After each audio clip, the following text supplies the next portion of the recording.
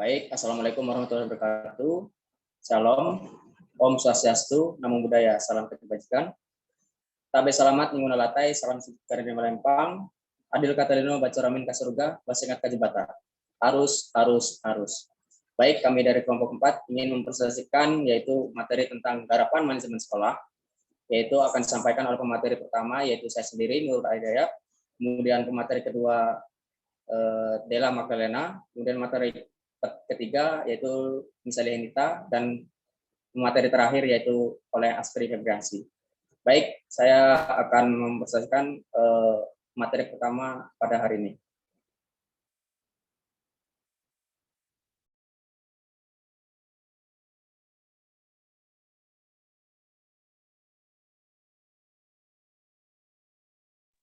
Baik,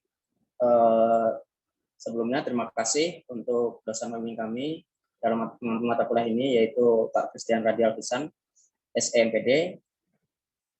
Sebelumnya kami ingin menyampaikan materi kami itu tentang garapan manajemen sekolah.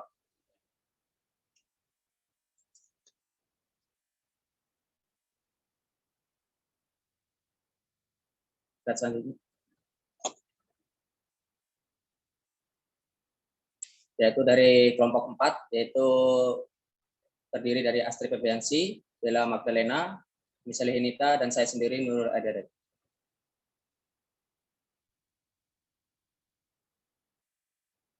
Untuk pendahuluan sendiri yaitu bagaimana sih pendidikan, garapan manajemen pendidikan di sekolah ini, yaitu penyelenggaraan pendidikan yang bermutu semakin merata akan menghadapi tantangan yang semakin kompleks. Efisiensi pendidikan menurut pengelolaan yang semakin terdesentralisasikan. Aparatur pendidikan daerah harus semakin mampu mengelola dan melaksanakan teknis pendidikan secara otonom. Hal ini diperlukan untuk membangun masyarakat di daerah masing-masing ke arah kemandirian untuk mencapai kehidupan yang semakin merata dan sejahtera. Nah, kemajuan masyarakat modern dewasa saat ini tidak mungkin dicapai tanpa kehadiran sekolah sebagai organisasi yang menyelenggarakan proses pendidikan secara formal. Namun bukanlah satu-satunya lembaga yang menyelenggarakan pendidikan, karena masih ada institusi keluarga dan pendidikan luar sekolah. Nah, untuk itu pendidikan yang perlu dipahami dalam konsep yang lebih luas dari sekedar sistem sekolah formal atau formal schooling.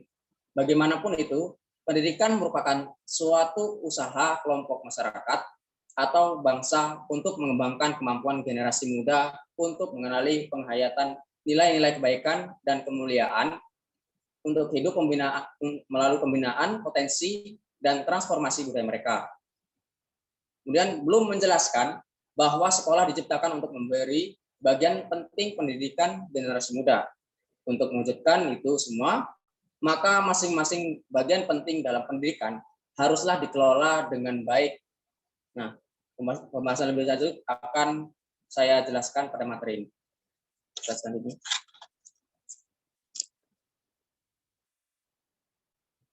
Yang pertama yaitu dalam manajemen sekolah yaitu terdapat manajemen kurikulum.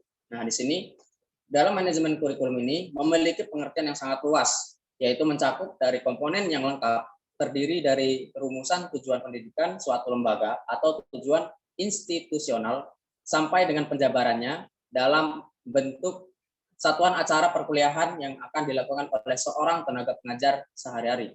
Oleh karena itu, di mana menurut Oliver pada tahun 1977, kurikulum merupakan keseluruhan program pendidikan di lembaga pendidikan yang meliputi elemen program studi, elemen pengalaman belajar, elemen pelayanan, dan elemen kurikulum tersembunyi. Pengelolaan kurikulum di sekolah harus melalui beberapa tahapan antara lain. Selanjutnya.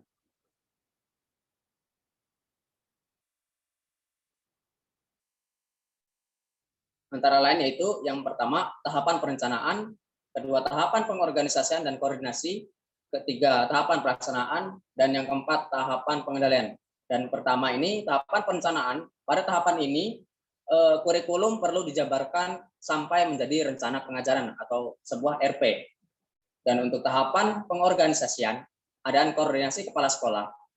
Pada tahapan ini mengatur pembagian tugas mengajar para guru untuk menyusun jadwal pelajaran dan jadwal kegiatan ekstrakurikuler. Kemudian tahapan pelaksanaan. Dalam tahapan ini, tugas utama kepala sekolah adalah melakukan supervisi dengan tujuan untuk membantu guru menemukan dan mengatasi kesulitan yang dihadapi. Dan kemudian tahapan pengendalian. Dalam tahapan ini ada 2 aspek yang perlu diperhatikan, yaitu evaluasi dikaitkan dengan tujuannya dan pemanfaatan hasil evaluasi. Selanjutnya. Dan menurut Northward dan kawan-kawan, kurikulum persekolahan hendaknya mengandung, yaitu pertama, upaya pembinaan rasa tanggung jawab dan menghargai akal budi, di mana ini sangat penting dalam melakukan kegiatan manajemen persekolahan yang dilakukan. Kemudian yang kedua, menumbuhkan sikap dalam melakukan telaahan serta mengembangkan sikap intelektual yang bebas dan bertanggung jawab.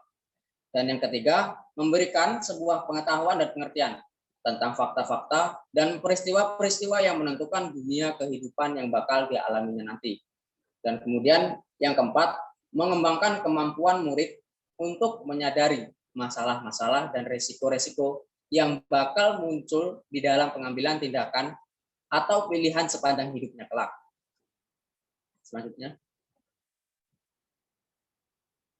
Nah, di sini menurut laporan Newson pada tahun 1963 yang di dalamnya banyak sekali tentang konten-konten dan sifat kurikulum pada masa lampau, dan di mana metode pengajarannya terdapat tujuan kurikulum baru, yaitu yang diharuskan ada seperti yang pertama, mengembangkan keterampilan dasar, dan yang kedua, mengembangkan kemampuan berpikir, hasrat, ingin tahu, dan membina kesadaran moral dan tingkah laku sosial.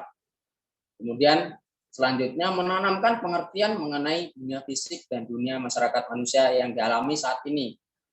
Dan kemudian yang keempat, mengembangkan rasa tanggung jawab pribadi dan sosial. Kemudian selanjutnya memadukan aktivitas-aktivitas ekstrakurikuler ke dalam totalitas program sekolah. Dan yang terakhir, menjelajahi dunia kehidupan lingkungannya seperti di sekolah maupun di kampus atau sebagainya yang memang mengajukan pendidikan di situ. Yaitu gunanya menjejaki berbagai kemungkinan, baik dari upaya pengembangan masyarakat lingkungannya maupun dari pengembangan minat dan karirnya nanti. Itu untuk manajemen kurikulum. Kemudian selanjutnya beralih ke manajemen kesiswaan. Nah, di sini manajemen kesiswaan ini berkenaan dengan adanya beberapa prinsip dasar yang harus mendapat perhatian berikut ini. Semua siswa harus diperlakukan sebagai subjek, bukan sebagai objek, sehingga harus didorong untuk berperan serta dalam setiap perencanaan dan pengambilan keputusan yang terkait dengan kegiatan mereka, yang dimana yaitu sebagai berikut. Keadaan dan kondisi siswa sangat beragam, di mana seperti yang kita ketahui, ada yang memang bisa menangkap pelajaran yang lebih cepat, ada yang bisa lambat, kemudian ada memang dari fisiknya memang ada yang tinggi, ada yang gemuk, dan itu bukan menjadi halangan, di mana yang ditinjau itulah ada dari kemampuan intelektualnya dan sosial ekonomi, baik itu minat dan sebagainya. Kemudian pada dasarnya sendiri siswa hanya termotivasi belajar jika mereka menyenangi apa yang diajarkan. Perkembangan kondisi anak tidak hanya menyangkut ranah kognitif saja, tetapi juga ranah afektif dan psikomotorik siswa tersebut. Nah, itu untuk pemateri pertama yang disampaikan oleh saya sendiri. Kemudian dilanjutkan lagi oleh pemateri kedua, yaitu Dela Makrun. Silakan. Baik, terima kasih atas kesempatannya. Saya akan melanjutkan tentang materi sarana dan prasarana serta manajemen personalia atau anggota. Yang ketiga ada manajemen sarana dan prasarana. Dari segi jenisnya, secara makro, seluruh lingkungan fisik dalam suatu satuan pendidikan yang dirancang untuk memberikan fasilitas dalam proses pendidikan seperti rancangan, halaman, tata letak gedung, taman, prasarana jalan, tempat parkir, dan lain-lainnya merupakan sarana pendidikan yang memerlukan pengelolaan yang baik. Sedangkan secara mikro ada 3 komponen sarana pendidikan yang secara langsung mempengaruhi kualitas hasil pembelajaran, yaitu salah satunya seperti buku pelajaran, perpustakaan, peralatan laboratorium atau bengkel kerja atau alat praktik lainnya, dan peralatan pendidikan di dalam kelas. Ditinjau dari segi fungsi dan pemanfaatannya, terutama dalam konteks pembelajaran, ada tokoh Susarsini membedakan menjadi 3 macam, yaitu alat belajaran, alat peraga, dan media pengajaran. Untuk lebih jauhnya, Susarsini membuat garis besar sarana dan prasarana meliputi 5 hal, yaitu penentuan, kebutuhan, proses pengadaan, pemakaian, pencatatan, atau pengurusan, dan pertanggungjawaban. Kemudian selanjutnya tentang materi manajemen personalia atau anggota. Menurut KBBI, personalia adalah mengenai orang-orang tentang urusan. Bagaimana personalia adalah bagian dari suatu kantor yang mengurus tentang kepentingan kepegawaian bagian personal. Personalia sendiri adalah semua anggota organisasi yang bekerja untuk kepentingan organisasi, yaitu untuk mencapai tujuan yang telah ditentukan. Manajemen personalia adalah bagian manajemen yang memperhatikan orang-orang dalam organisasi, yang merupakan salah satu subjek manajemen. Perhatian terhadap orang-orang itu mencakup merekrut, menempatkan, melatih, mengembangkan, dan meningkatkan kesejahteraan mereka yang dikaitkan dengan fungsi manajemen personalia. Dan fungsi ini menunjukkan apa sih yang harus ditangani oleh manajer pada segi personalia. Untuk ruang lingkupnya sendiri, manajemen personalia meliputi pembentukan staf, penilaian, melatih, dan mengembangkan, kemudian memberi kesejahteraan uang dan pelayanan, memperhatikan kesehatan, keamanan, memperbaiki antara hubungan, merencanakan personalia, serta mengadakan penelitian personalia. Ada istilah yang lebih populer dari manajemen personalia, yaitu manpower management, atau bahasa Indonesianya manajemen subjek daya manusia dengan bisa disingkat dengan MSDM. Persamaannya dengan manajemen personalia adalah keduanya merupakan ilmu yang mengatur unsur manusia dalam suatu organisasi agar mendukung terwujudnya tujuan. Sedangkan perbedaannya yaitu yang pertama, MSDM dikaji secara makro, sedangkan manajemen personalia dikaji secara mikro. Yang kedua, MSDM menganggap bahwa karyawan adalah kekayaan atau aset utama organisasi, jadi harus dipelihara dengan baik. Manajemen personalia menganggap bahwa karyawan adalah faktor produksi, jadi harus dimanfaatkan secara produktif. Yang ketiga, MSDM pendekatan secara modern, sedangkan manajemen personalia pendekatannya secara klasik. Apa sih MSDM? MSDM sendiri adalah suatu bidang manajemen yang harus mempelajari hubungan dan peranan manusia dalam organisasi. Ada beberapa pendekatan dalam perencanaan pendidikan, antara lain adalah pendekatan tuntunan sosial, ketenagakerjaan, biaya dan keuntungan, ekonomi, dan sebagainya. Perencanaan sosial sendiri terutama menyangkut pendekatan ketenagakerjaan. Perencanaan personalia mencakup jumlah dan jenis keterampilan atau keahlian orang ditempatkan pada pekerjaan tepat pada waktu yang tertentu dalam jangka panjang, kemudian dia bisa memberikan keuntungan bagi individu dan organisasi. Komponen dalam segi personalia sendiri adalah sebagai tujuan, perencanaan organisasi, pendataan personalia, mentafsirkan kebutuhan personalia, dan program tindakan. Pendataan personalia adalah pengumpulan data tentang personalia dalam lembaga pendidikan dan menganalisis biasanya dalam jangka waktu 1 tahun. Salah satu aktivitas untuk mempertahankan kelangsungan suatu organisasi pendidikan adalah dengan jalan mengembangkan personalia pendidikan yang bertujuan untuk mencegah pemakaian pengetahuan yang sudah usang dan pelaksanaan tugasnya sudah ketinggalan zaman. Tujuan latihan dan pendidikan personalia meliputi seperti untuk meningkatkan kualitas dan kuantitas output, merealisasi perencanaan personalia, meningkatkan moral kerja dan penghasilan kesejahteraan, serta kesehatan dan keamanan, kemudian untuk mengembangkan personalia dan mencegah ketuaan. Ada beberapa prinsip dasar yang harus dipegang oleh kepala sekolah dalam menerapkan manajemen personalia, yaitu yang pertama, mengembangkan sekolah itu di dalamnya harus ada SDM, karena SDM adalah komponen yang paling berharga dan yang paling penting. Kemudian SDM akan berperan secara optimal jika dikelola dengan baik sehingga mendukung tercapainya tujuan institusi atau lembaga sekolah. Selanjutnya, kultur dan suasana organisasi di sekolah serta perilaku manajerial kepala sekolah sangat berpengaruh terhadap pencapaian tujuan pengembangan sekolah.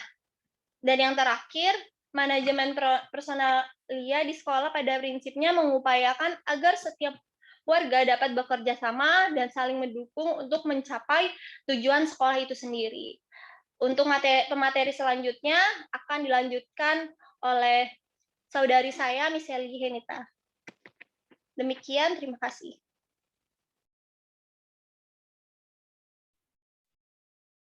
Baik, materi selanjutnya yaitu manajemen keuangan.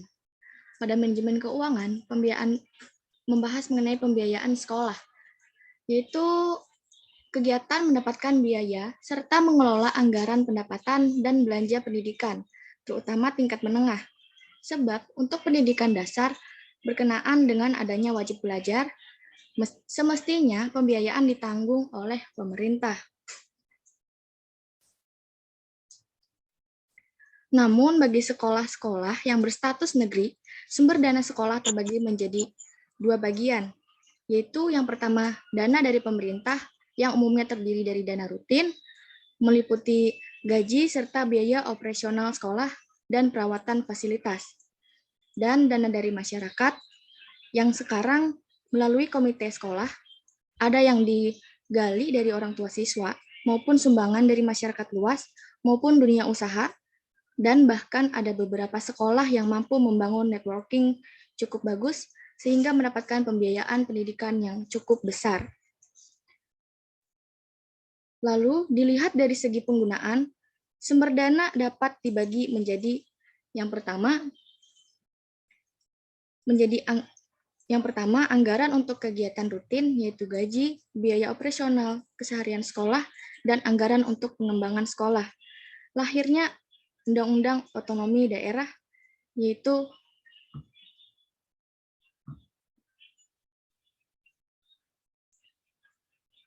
pada Undang-Undang Nomor 22 dan 25 Tahun 1999, kemudian disempurnakan dengan Undang-Undang Nomor 32 dan 33 Tahun 2004. Lalu, pembiayaan manajemen pendidikan terbagi menjadi 3. Yang pertama, financing, yaitu membahas mengenai menyangkut dari mana sumber pembiayaan diperoleh. Lalu yang kedua, budgeting, membahas mengenai bagaimana dana pendidikan dialokasikan. Yang terakhir, accountability, yaitu bagaimana anggaran yang diperoleh digunakan dan dipertanggungjawabkan.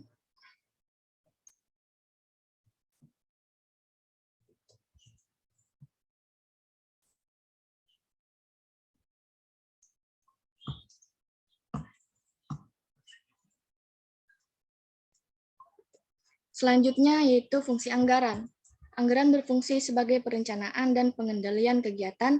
Secara formal, pengendalian anggaran menentukan pelaksanaan anggaran dan membandingkannya dengan data-data anggaran untuk menentukan apakah perlu mengadakan tindakan-tindakan perbaikan. Selanjutnya membahas mengenai manajemen hubungan sekolah dan masyarakat. Yang pertama, Humas merupakan fungsi manajemen yang diadakan untuk menilai dan menyimpulkan sikap-sikap publik, menyesuaikan polisi dan prosedur instansi atau organisasi dengan kepentingan umum, menjalankan suatu program untuk mendapatkan pengertian dan dukungan masyarakat.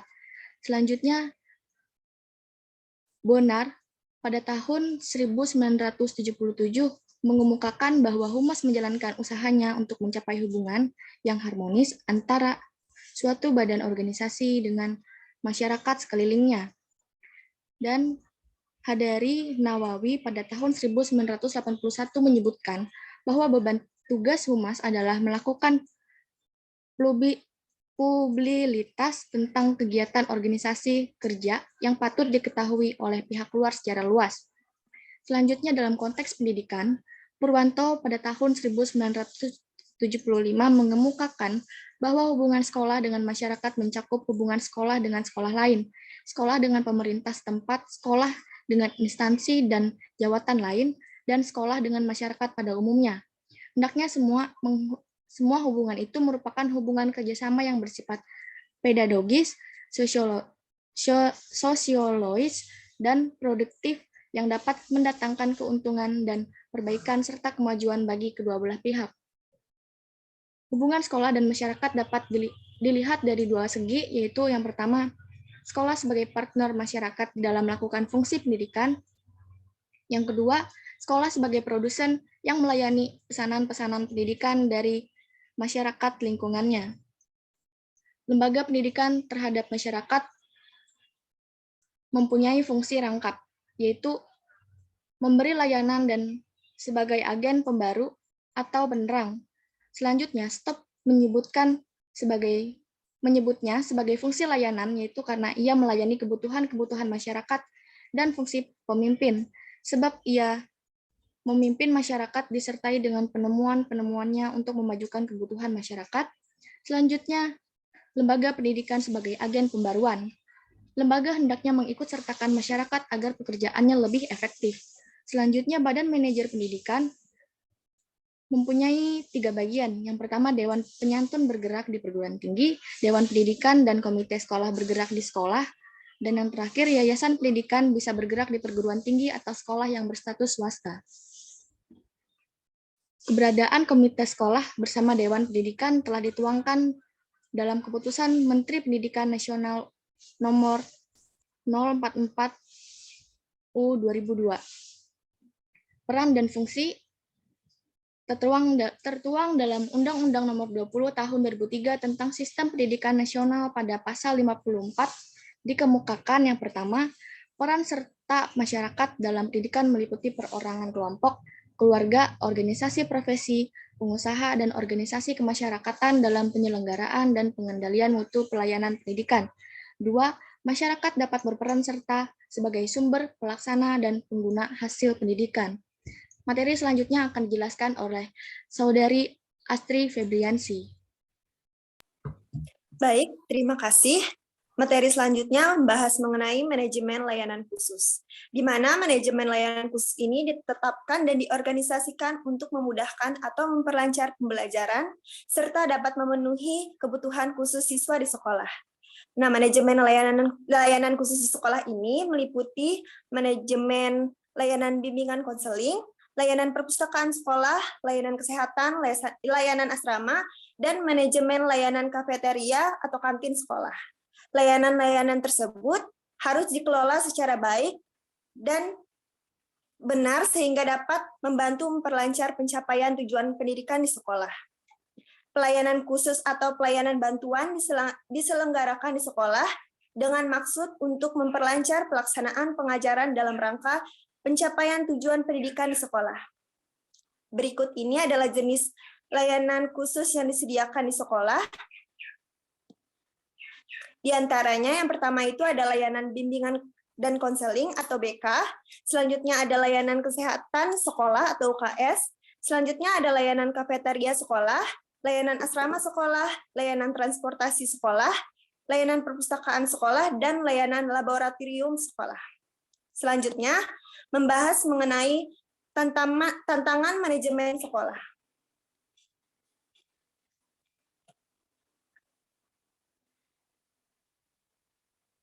Bisa slide selanjutnya.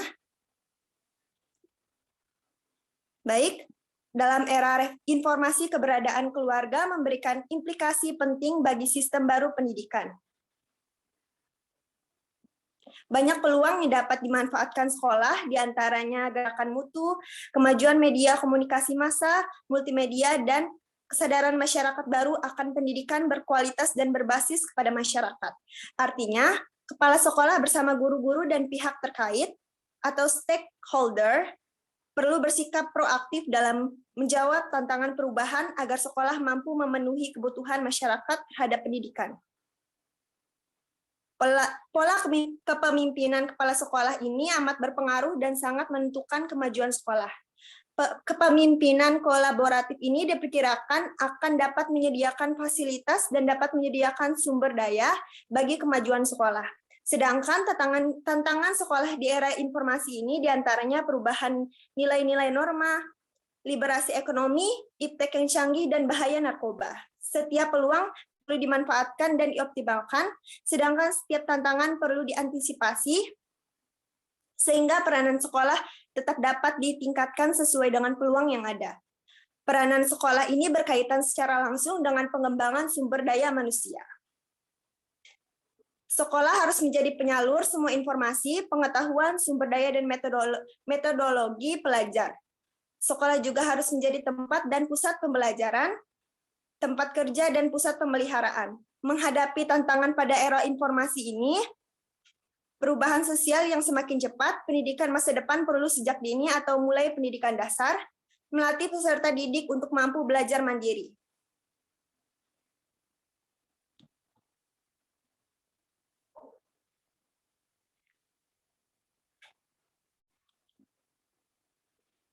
Baik, sekian dari kelompok kami. Jalannya suatu organisasi sangat berpengaruh oleh beberapa faktor, antara lain personalia sebagai faktor produksi dalam suatu organisasi pendidikan, siswa sebagai input masyarakat, sebagai stakeholder masyarakat, dan sebagai relasi yang utama, dan pembiayaan atau keuangan sebagai penunjang organisasi. Semua faktor ini harus dikelola secara baik dan benar oleh manajer selaku Emma Slim.